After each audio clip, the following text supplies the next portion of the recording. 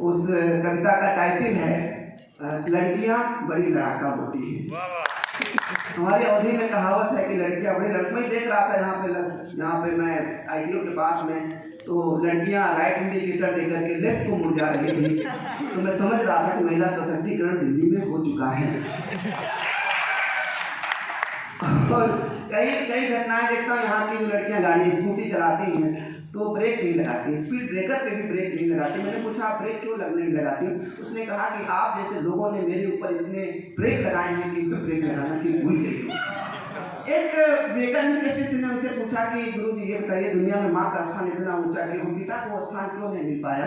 तो उन्होंने कहा कि ये पत्थर देता हूँ तुमको 2 किलो का, इसे ले जाओ, 9 दिन अपने पेट में बांधे रहना, वापस लौट के आ रहा मैं इसको जवाब बताऊँ। वो पत्थर ले गया, वो 9 दिन क्या 9 घंटे नहीं बांध पाया और वापस आया, बोला पत्थर हटा लीजिए, इसका भार नहीं सहन होता है। तो विवेकानंद ने कहा कि तुम 2 किलो का पत्थर 9 घंटे अपने पेट से नहीं बांध पाए, और एक माँ होती है जो इतने वजन का शिशु 9 महीने अपने पेट में रखती है, इसलिए वो महान होती है, इसलिए वो बड़ी होती है।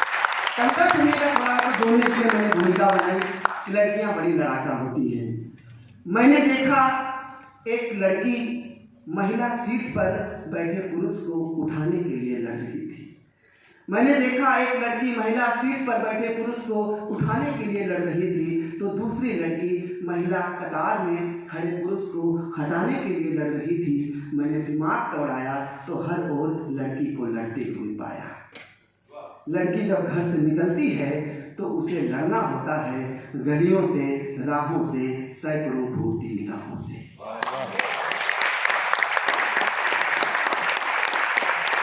लड़ना होता है तमाम अश्लील भक्तियों से, एक तरफा मोहब्बत से, आटो में सट कर बैठे किसी मन चले की फितरत से। उसे लड़ना होता है विडंबना वाले सत से, जाने कितनों के बैठ दस से।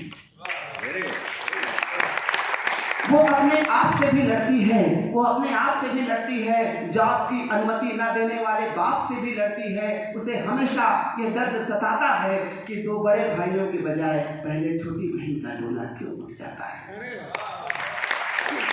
वो स्वाभिमान के बीच बोने के लिए लड़ती है, खुद के पैरों पर खड़े होने के लिए लड़ती है। वो शराबी पति से रोते हुए पिटती है, फिर भी उसे पैरों पर खड़ा करने के लिए लड़ती है।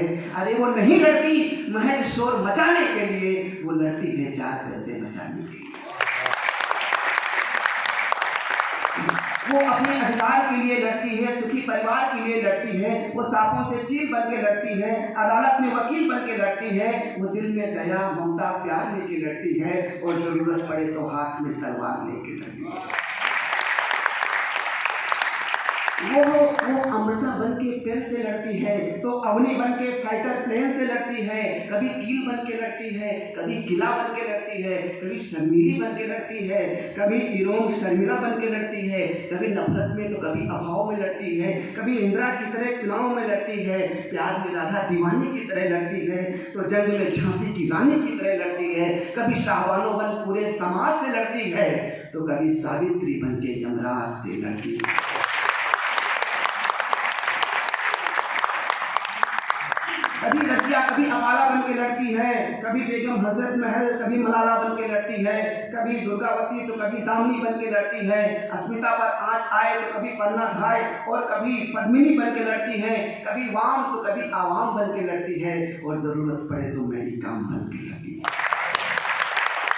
और कविता की अंतिम पंक्तियां, कंक्लूजन ऑफ द पोएट्री, आखिर इतनी लंबी लड़ाई वो लड़ कैसे लेती है। अगर कंक्लूजन अच्छा लग जाए तो आशीर्वाद देकर के विदा करिएगा। मेरे प्यारे दोस्तों, मेरे साथियों, उसने लड़ने की ये शक्ति यूं ही नहीं पाई है, उसने लड़ने की ये शक्ति यूं ही नहीं पाई है। अरे वो 9 महीने पेट के अंदर लड़के आई है।